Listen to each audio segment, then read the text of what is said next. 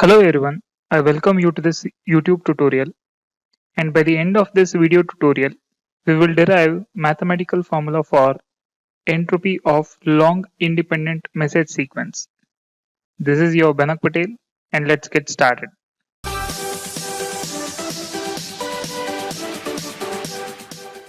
Here we are specifically deriving entropy expression for long independent message sequence. So if I take up this term independent message, independency in a message signal is possible if and only if our discrete information source is memoryless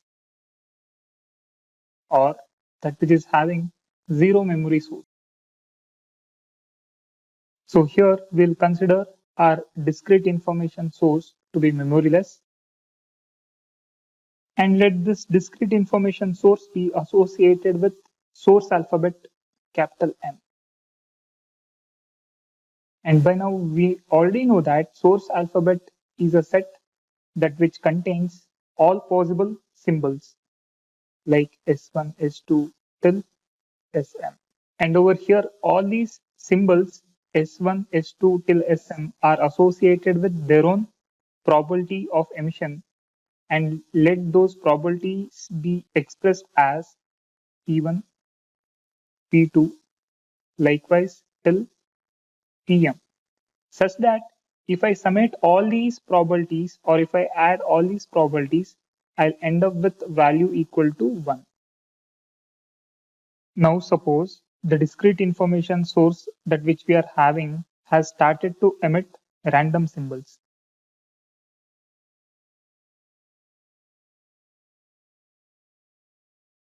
Likewise till xn.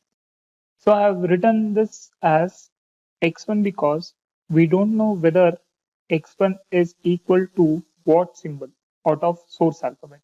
It can either be s1, s2 till sn. In a similar way, we don't know whether x2 is equal to S1, S2 till Sn. In a similar way, S3 can be any one of these symbols S1, S2 till Sn. In a similar way, Xn.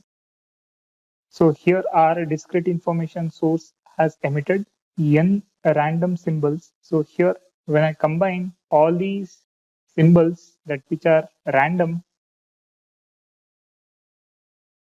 will have a arbitrary message of length n.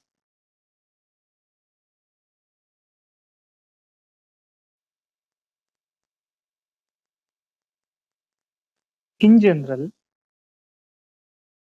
here xk can be thought of as an arbitrary state symbol which lies in the source alphabet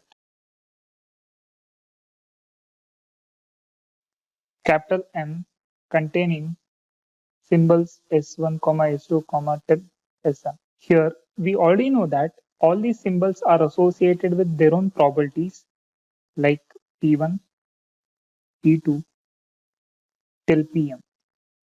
So thereby here probability of x1 being equal to S2 is equal to P1.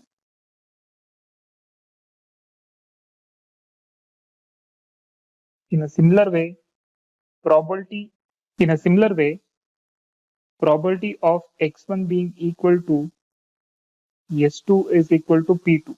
So thereby, I can rewrite the same statement as probability of x1 being equal to S2 is P2. Likewise, I can also have x1 as equal to Sm with probability being equal to Pm. Now, if I consider each symbol as an independent message of length equal to 1, the information contribution by the symbol S1 is equal to log to the base 2 1 by P1. So here what we can do is I contributed by symbol S1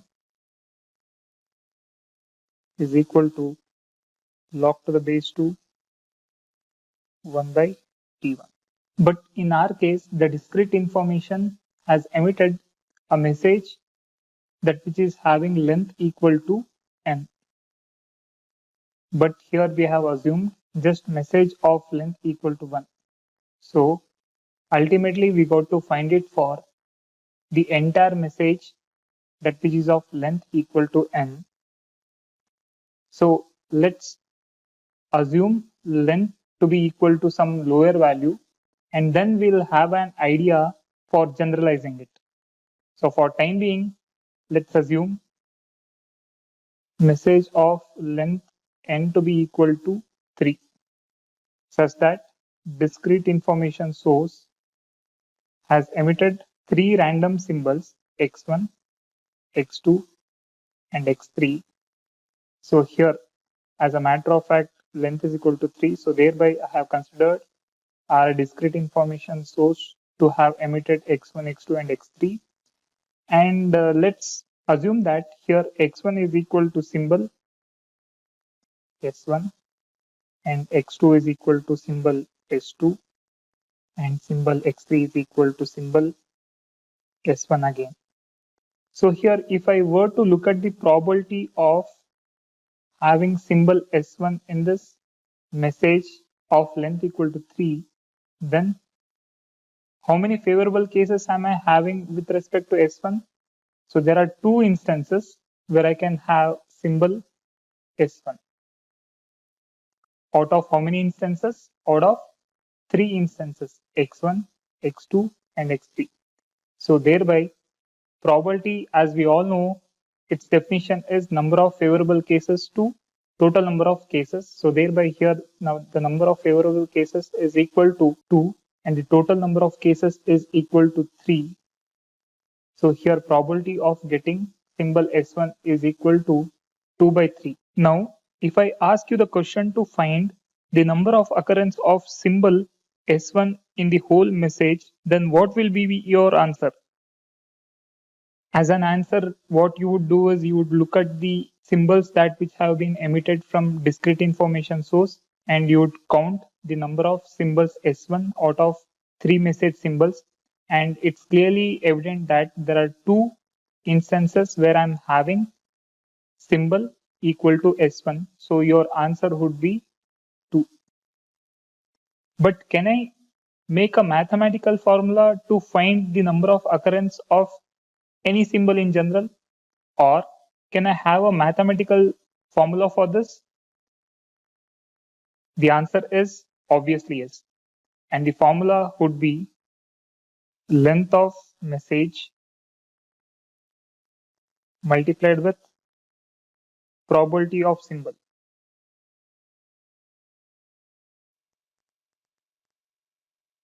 So in the above example, the length of message was equal to 3 and the probability of getting symbol S1 was equal to 2 by 3. So here I can cancel out 3 and 3 and I'll get this answer that which is equal to 2. As we are trying to generalize it for message length equal to n, I can have this as equal to, in place of length of message, I'll substitute capital N multiplied with probability of symbol S1. So this is nothing but the formula for finding number of occurrence of symbol S1. Along with this formula, we also know the information contribution due to a single symbol S1, that which is equal to I of S1 log to the base 2 1 by T1. So this information contribution is due to a single S1, but the same symbol S1 is getting repeated n times into P of S1 in a random message of length equal to n. So thereby, if I were to find out the total information contributed by symbol S1, then I would have to multiply this with I of S1. So if I do so, my formula would be N into P of S1, this in turn into log to the base 2 of 1 by P1. So what I'll do here is, we already know that probability associated with symbol S1 is given as P1. So thereby here I'll rewrite this as just P1. So this is total information contributed only by message symbol S1. Likewise, I can also get the total information contributed by symbol S2, that which is given as N into P2 log to the base 2 of 1 by P2. In a similar way, total information contributed by symbol Sm would be equal to N into Pm log to the base 2 1 by Pm. So if I were to calculate the total information for the message of length n, then I would have to summate all these values, that which would result in n into P1 log to the base 2 1 by P1 plus n into P2 log to the base 2 1 by P2 n into Pm log to the base 2 1 by Pm. And out of all these terms, n is common. So thereby I can take out n from all these terms as common factor, and I can have it as equal to n outside, and within the brackets P1 log to the base 2 1 by P1 plus P2 log to the base 2 1 by P2 plus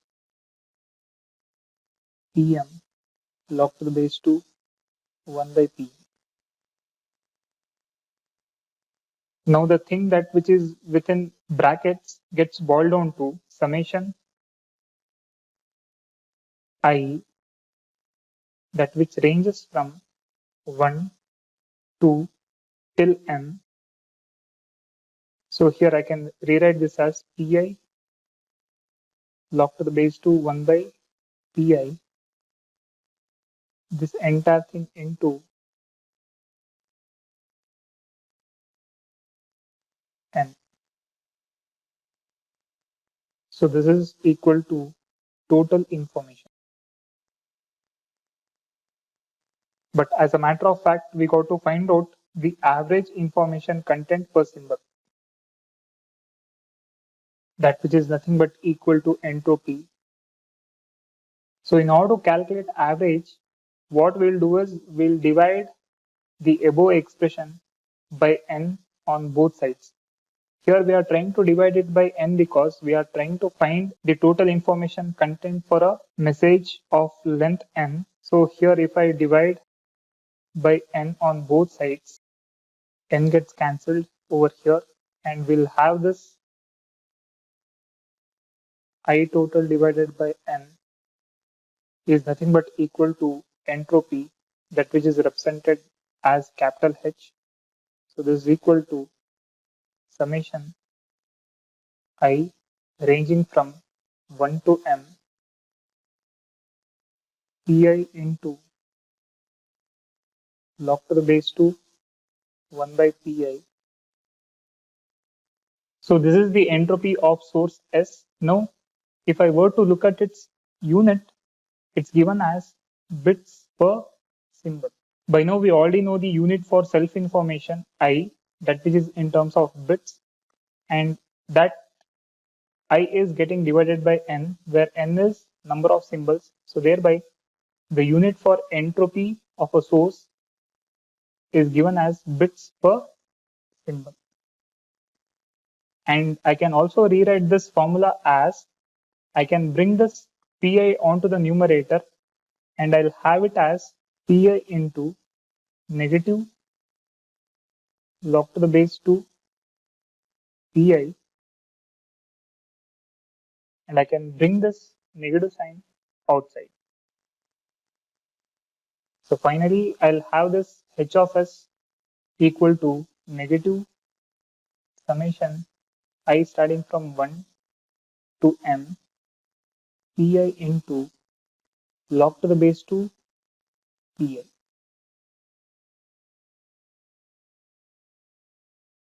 And its unit is bits per symbol.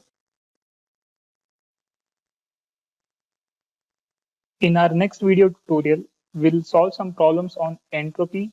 If you are having any doubts in this derivation, please do put it in the comment section.